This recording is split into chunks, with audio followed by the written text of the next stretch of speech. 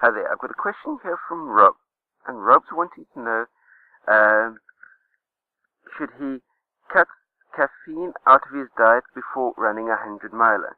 And if so, how far ahead of the 100-miler should he be cutting the caffeine? 1 week out or 2 weeks out? Rob, let's get one thing really, really clear. I've said it 100,000 times, probably 1,000,000 times already, and each and every single running coach that you speak to will be telling you exactly the same thing. When you're going to be running a 100-miler, when you're running a marathon, when you're running any sort of ultra, doing a long-distance triathlon or any distance triathlon for that matter, do not switch anything in your taper time, your taper 2 weeks, or your taper week or race week. Do not switch anything during your taper period.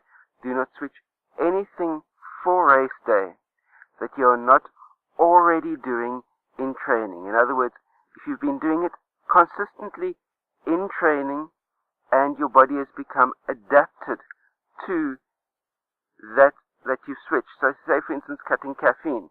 If early on in your training program, training up for your ultramarathon, you've cut caffeine and your body's been able to adapt to the removal of the caffeine from your diet, then by all means stay off the caffeine for the 100-miler. But if you've been chugging down the espressos daily, and now just before the 100-miler, you're going to be wanting to cut the stimulants, what's going to be happening? The simple answer to that question, Rob, is you're going to be going into caffeine withdrawal. And the caffeine withdrawal lasts a period of time. Even though you might be through the initial caffeine withdrawal, is the period that you've been going through withdrawal will knock you back in terms of performance as well. And if you're knocking yourself back in terms of performance drastically like that during your taper week, during race week, you're going to be damaging your performance in the 100-miler. That being said, I am definitely not an advocate of caffeine and stimulants whatsoever. Personally, Rob, I'd like to see you cutting the caffeine altogether, but not doing it in race week, not doing it in taper week.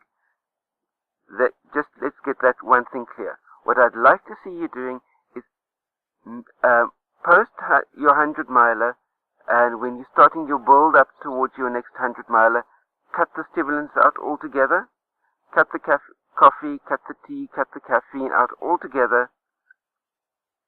Get yourself on a high-carb, low-fat, plant-based nutrition lifestyle where you're getting enough energy into your system through the carbohydrates that you're eating, so that you're not needing the caffeine to be able to help get you through the day because of the high fat content of the food that you're eating, causing you so much brain fog that you're feeling the need for the stimulants to be able to get through your work day.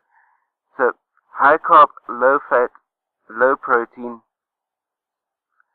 plant-based lifestyle for sufficient energy to do everything that you need to do, and cutting the stimulants, cutting the caffeine out altogether. But please, whatever you do, don't do it in taper week, don't do it in race week as something that you're doing as part of preparation for an ultra.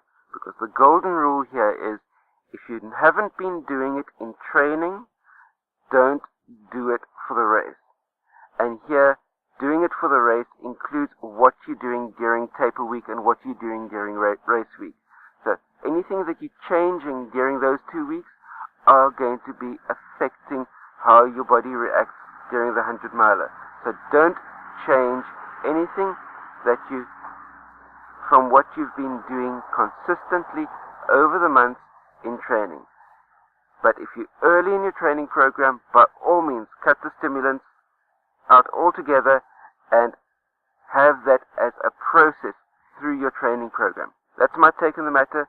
Feel free to share this out amongst all your running friends. Thumbs up if you like this type of content, thumbs down if not.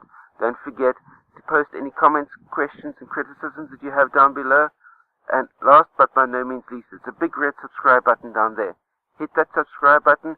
That way you stay subscribed to my channel for all the new content that comes out on a day-to-day, week-to-week basis.